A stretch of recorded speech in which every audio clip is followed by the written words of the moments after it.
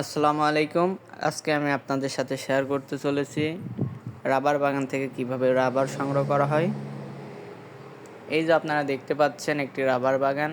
এখান থেকে আপনার প্রতি বছরে 2 থেকে 3 বার রাবার সংগ্রহ করে।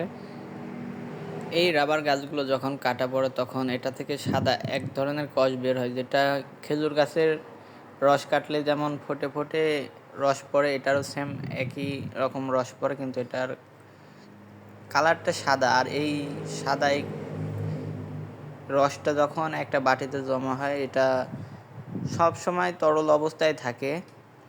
তো এটা তরল অবস্থায় থাকার পরে এটা সারাদিন ধরে যখন এই বাটির ভিতর পড়তে থাকে, এই বাটিতে জমা থাকে এবং পরবর্তী দিন মানে একদিন সকালে আপনার শ্রমিকরা এসে গাছটা কাটে। গাছ কাটার পর যে রসটা বের হয়, পরবর্তী দিনে শ্রমিকরা এসে এটা আপনার এক ধরনের কেমিক্যাল দেয়। কেমিক্যাল আর এই গাছের কষ একসাথে মিক্স করার পরে এটা আনুমানিক 2 থেকে 3 মিনিট পরে এটা শক্ত হয়ে যায়।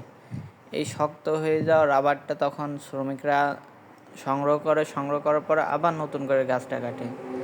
গাছটা কাটার সেম প্রসেসিং চলে।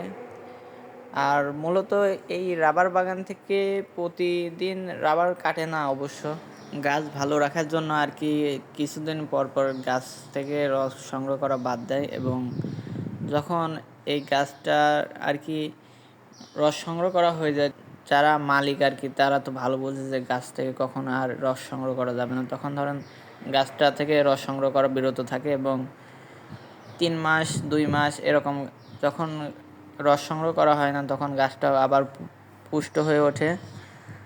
এবং আশেপাশে গাছের আশেপাশে অনেক আবার আগাছা জন্মায়। এই আগাছাগুলো আবার মালয়েশিয়ান এরা এক ধরনের বিষ স্প্রে করে, যার কারণে আগাছা যতগুলো হয় 1 সপ্তাহের ভিতর সবগুলো আগাছা মরে যায়। এবং এই ঘাসগুলো একদম এখন দেখেন একদম শুকিয়ে গেছে এবং গাছের কোনো ক্ষয়ক্ষতি হয়নি, গাছও ভালো আছে। তখন আর শ্রমিকরা আবার সকালবেলা আসার পরে নতুন করে আবার গাছ কেটে রস সংগ্রহ করে। এইভাবে আপনাদের রাবার সংগ্রহ করা হয়। তো কেমন লাগলো ভিডিও? যদি ভালো লেগে থাকে অবশ্যই কমেন্টে জানাবেন। হাতে যদি সময় হয় পরবর্তী সময়ে আরও নতুন ভিডিও বানানোর চেষ্টা করব ইনশাল্লাহ। এত সময় সাথে থাকার জন্য সকলকে অনেক অনেক ধন্যবাদ।